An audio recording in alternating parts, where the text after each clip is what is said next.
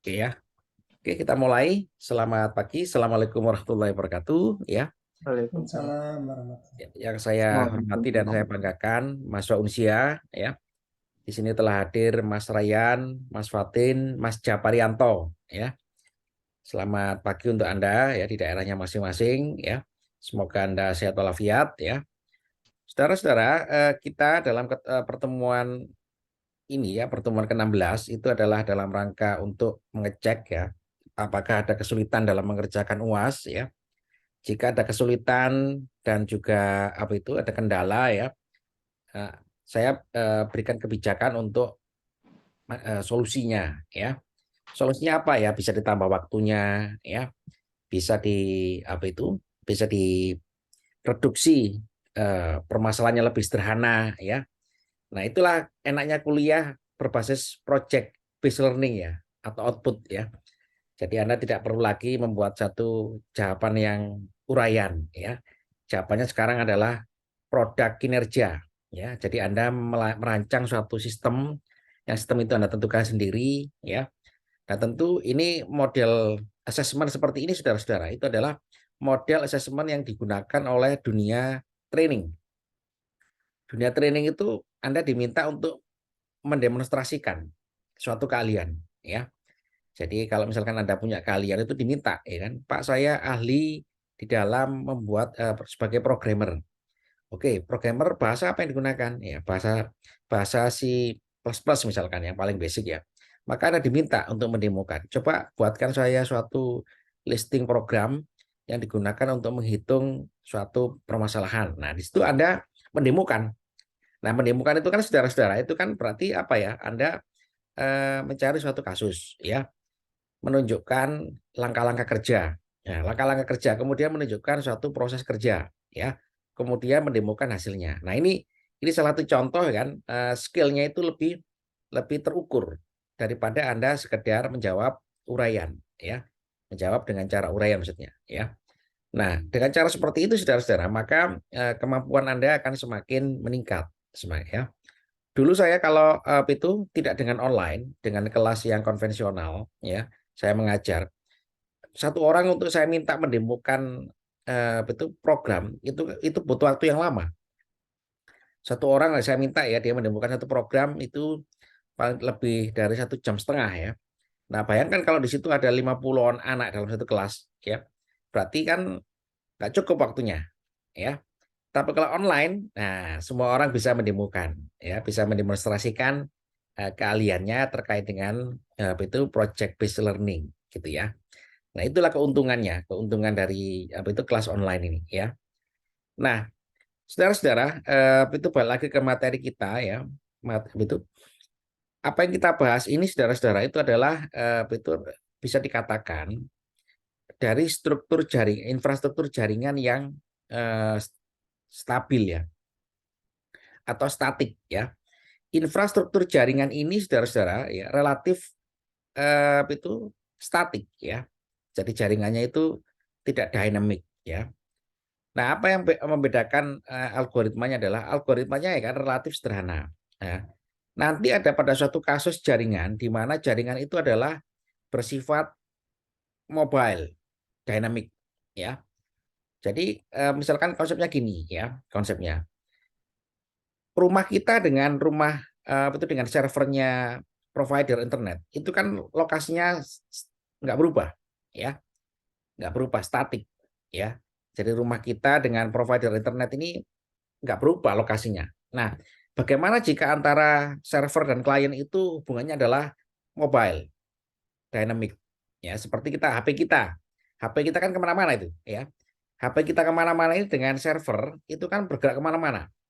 Nah, konsep jaringannya ya ini adalah konsep jaringan yang mobile, ya, mobile networks, ya. Nah, itu menarik lagi kalau kita mau bahas ya. Sebetulnya itu juga merupakan salah satu bahasan kita ya, komunikasi data ya. Tapi karena waktunya nggak cukup, maka saya singgung aja ya. Saudara-saudara, konsep mobile network ini juga sangat penting ya, mobile karena jaringan itu juga mengakomodir pengguna yang bersifat dynamic. Ya, dia berubah-ubah lokasinya ya.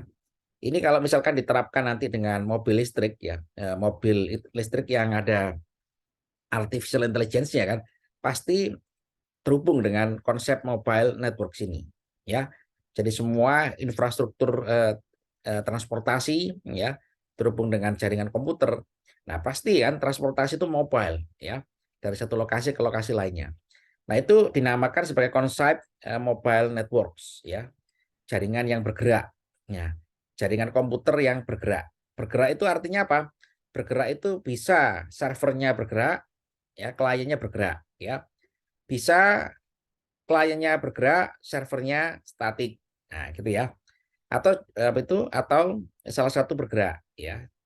Nah, ini saudara-saudara ya sangat menguntungkan bagi kita ya dengan cara mengembangkan satu konsep mobile networks. Nah, konsep mobile networks ini berarti apa ya? Berarti eh, algoritma yang didesain di situ pasti berbeda dengan konsep static networks ya. Yang berbeda apanya ya? Yang berbeda adalah bisa jadi kan di situ ada transisi kan, ada konsep transisi itu alamat IP ya, alamat IP. Jadi misalkan gini ya, kita ini kan terhubung dengan jaringan seluler ya. Internet kita ini terhubung dengan jaringan seluler. Ketika kita pindah dari satu lokasi ke lokasi yang lain, maka kita ini berhubungan dengan seluler satu dengan seluler yang lain juga. Nah, transisi antara seluler satu dengan seluler lain ini pasti mengakibatkan perubahan IP secara otomatis. Nah, itulah IP-nya berubah ya. Jadi kita saat ini Anda ya, Mas Fatin Naufal ya, dia di Cibinong ya. 5 menit lagi dia bergerak ke Kota Bogor. Maka kan selnya yang melayani jaringannya berubah ya. Dari sel di Cibinong dengan sel di Bogor. Nah, perubahan dari jaringan fisik ini saudara-saudara mengakibatkan juga perubahan daripada jaringan itu komputer ya. Jadi alamatnya bisa berubah. Alamat atau konfigurasi IP-nya ada yang berubah. Nah, konsep perubahan ini ya itu adalah salah satu konsep daripada mobile networks ya. Konsep perubahan ini. Nah, bagaimana kita mendesain maka itu orang-orang jaringan komputer ya atau itu IT engineer ya atau network engineer ya. Itu di dalam salah satu routing programnya adalah dia begitu mendetek ada perubahan lokasi ya, lokasi dia ternyata lebih dekat dengan seluler yang ada, maka dia akan di-provide dengan IP yang berbeda. Nah, gitu. Tujuannya apa? Tujuannya adalah tetap berusaha menjaga konektivitas ya. Tujuannya itu ya, kemudian menjaga performansi daripada koneksi data. Nah, itu ya. Dua tujuan ini. Nah, inilah saudara-saudara yang juga sangat penting bagi Anda ya untuk mengetahui konsep mobile network ini ya walaupun itu belum kita masukkan ya dalam dalam apa itu dalam pembahasan kita. Namun perlu Anda ketahui ya. Nah, itu juga nanti bisa dikembangkan kalau misalkan nanti Anda mengembangkan konsep dengan Intelligence Transport System ya atau ITS ya. Konsep Intelligent Transport System ini ya jika ya kan itu kondisinya adalah betul servernya dynamic ya, mobile, penggunanya juga dynamic, sama-sama dynamic ya. Sama-sama dynamic. Jadi ini lebih bagus lagi ya. Maka apa saudara-saudara yang bergerak yang mengatur di sini kan? Yang paling banyak mengatur adalah artificial intelligence digunakan untuk mengatur ya. Mengatur atau mengambil keputusan ya. Mengambil keputusan di dalam upaya adalah optimalisasi jaringan ya. Nah, kalau ini sudah itu kita kuasai algoritma mobile network ini ya, itu maka kita bisa menggunakan artificial intelligence digunakan untuk optimalisasi itu konektivitas dan performansi ya. Kenapa? Karena kan servernya bergerak, kliennya bergerak ya. Bergeraknya kan nggak tahu, bergeraknya random ya. Bergeraknya random, sama-sama random. Kalau bergeraknya sama-sama random, ya, maka apa yang terjadi? Yang terjadi adalah konektivitas ini juga bisa random, ya, konektivitas jaringan itu. Karena random, maka harus ada suatu algoritma yang bisa, ya, melakukan itu justifikasi, ya, atau pengambilan keputusan, ya. Klien satu yang bergerak ini dihubungkan dengan server mana yang bergerak, yang kira-kira itu konektivitasnya ya tetap terjalin tetap terjaga stabil.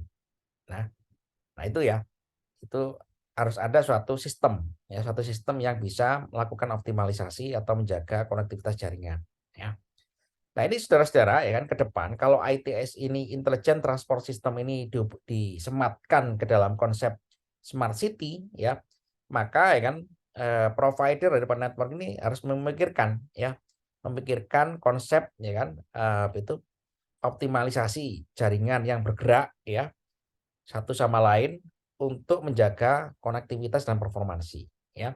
Selama ini kalau kita sebagai klien daripada suatu provider atau operator ini ya operator seluler itu hubungannya adalah relatif hubungan antara static server dengan kita yang mobile ya. Tapi kalau ke depan ITS ya itu semuanya bergerak ya, servernya bergerak ya, kemudian kliennya bergerak. Wah, itu ngeri tuh ya. Konsepnya itu ngeri tuh ya. Karena karena ya ini harus ada suatu sistem yang mengendalikan agar performansi konektivitas ini terjaga ya, terjaga. Nah, keuntungannya adalah apa saudara-saudara? Kalau kita menggunakan konsep mobile networks ini adalah keuntungannya adalah ya kan pemrograman jaringan itu bersifat dinamik ya, dinamik mengikuti kondisi ya, mengikuti kondisi dan juga beban daripada bandwidth itu bisa dioptimalkan. Sebagai contoh ya kan Anda itu Mas Ryan sering ya lihat itu demo di Jakarta ya, demo-demo pernah lihat Di surat kabar aja Pak, di media surat massa kabar Pak. ya. Nah, oke. Itu kalau ada demo di Jakarta, kemacetan itu terlokalisir pada satu titik ya. Jadi Anda bisa bayangkan kalau ada demo di Jakarta ya, demo di Monas sana ya, misalkan itu 10 juta orang kumpul. 10 juta orang kumpul ini saudara-saudara, bayangkan semua bawa HP 10 juta ya. Dan semua terkoneksi dengan jaringan. Apa yang terjadi saudara-saudara? Penumpukan server Pak. Jadi Nah, penumpukan servis ya, penumpukan request ya. ya, Karena penumpukan servis, kenapa ya kan? Karena mobilitas daripada klien ini kita sebagai pengguna HP kan itu selama ini kan dibagi bandwidth internet itu dibagi kan berdasarkan request ya, alokasi request ya. Ada suatu titik di mana ya kan tiba-tiba ada penumpukan yang sangat luar biasa. 10 juta orang ngumpul dalam satu BTS, dalam satu jaringan seluler. Nah, sudah, wassalam itu ya. Pasti internet akan mati. Ya, bukan karena mati ya, tapi karena overload ya. Overload menangani request. Nah, konsep dynamic atau mobile network ini saudara-saudara bisa mengantisipasi hal ini. Ya, bisa mengantisipasi hal ini sehingga apa ya? Sehingga jaringan itu performansinya terjaga ya. Selama ini operator-operator kita, operator-operator jaringan kita ini ya kurang, saya melihatnya ya kadang-kadang ini kurang mengantisipasi hal seperti ini ya. Dia betul membagi bandwidth internet ini kan itu betul eh, terlalu manual ya, terlalu manual. Belum ada sistem. Sepertinya sih belum ada sistem ya, tapi ya bisa Anda lakukan penelitian itu ya. Sehingga bandwidth internet ini saudara-saudara ya, itu relatif ya tidak optimal ya. Ada suatu daerah yang di dalam coverage BTS itu kan itu sangat cepat sekali kan karena penggunanya sedikit ya. Sementara yang penggunanya paling banyak ya kan itu agak lemot kecepatannya. Nah, ini harus ada satu sistem yang mengatur alokasi daripada bandwidth internet ini kan berdasarkan ya kan konsep jaringan itu mobile network tadi itu ya. Sehingga apa? Sehingga performansi jaringan tetap terjaga ya dan ya itu quality of service ya atau QoS ya itu juga semakin meningkat ya. Apalagi pas hari raya misalkan. Pas hari raya itu kan orang keluar Jakarta ya. Orang keluar Jakarta itu penumpukan pada satu titik itu pasti akan terjadi ya. Nah, bagaimana internet ini dalam arti bandwidth-nya itu bisa optimal ya di daerah-daerah penumpukan ini. Artinya apa kan berarti harus ada pengalihan ya, pengalihan bandwidth yang aslinya dikonsentrasikan di kota besar. Orang-orang kota besar sekarang pada mudik, maka ini harus didistribusikan di daerah-daerah tempat-tempat mudik gitu ya. Saya sering jengkel ya kalau saya mudik ya dari Jakarta ya. Begitu saya dari Jakarta kecepatan internet sangat cepat ya. Begitu masuk daerah ya kan, walaupun sinyalnya kuat ya, tapi internetnya lambat ya. Nah, kenapa ini terjadi? Ini terjadi karena ya kan, belum adanya konsep daripada mobile network ya, jaringan yang mobile yang itu bisa mengoptimalkan apa itu konektivitas ya, dan juga apa itu pembagian alokasi bandwidth internet ya, dan juga ya kan, performansi jaringan ya. Nah, ini juga merupakan satu konsep yang sangat penting bagi kita ya sebagai orang IT ya, untuk mengetahui bahwa konsep jaringan itu bisa dikembangkan sebagai konsep yang mobile ya, sama-sama bergerak ya, berpindah-pindah lokasinya ya, antara user dengan klien ya. Usernya berpindah-pindah, klien juga maaf, servernya juga berpindah-pindah ya. Sama-sama berpindah dan berpindahnya random ya.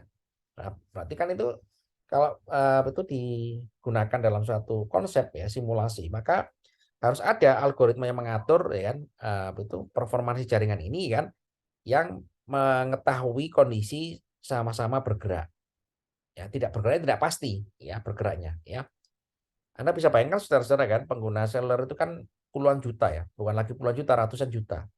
Konsentrasi pengguna puluhan juta ini di mana ya? Dan polanya seperti apa? Polanya itu kan juga ada pola ya. Pola pengguna yang terkonsentrasi pada suatu jaringan ya.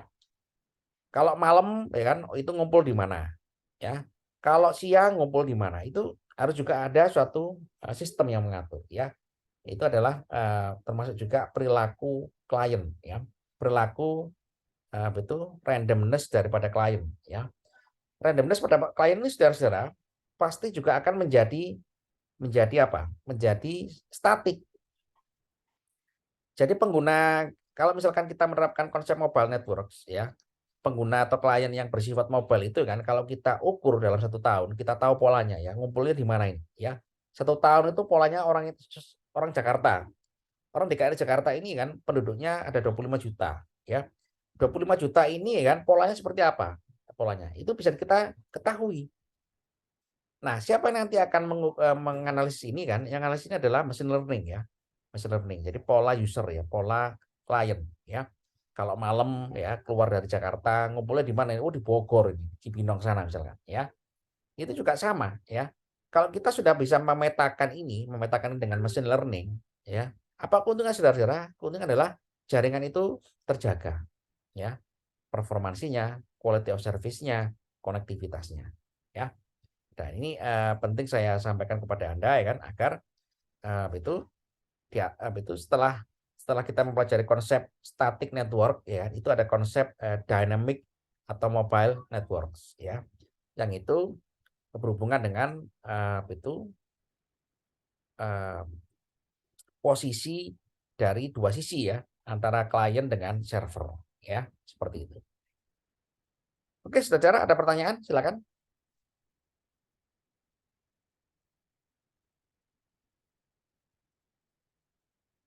Oke, kalau tidak ada ya, silakan dilanjutkan simulasinya ya. Baik, Pak. Dan apa itu kita tunggu ya, kita tunggu ya.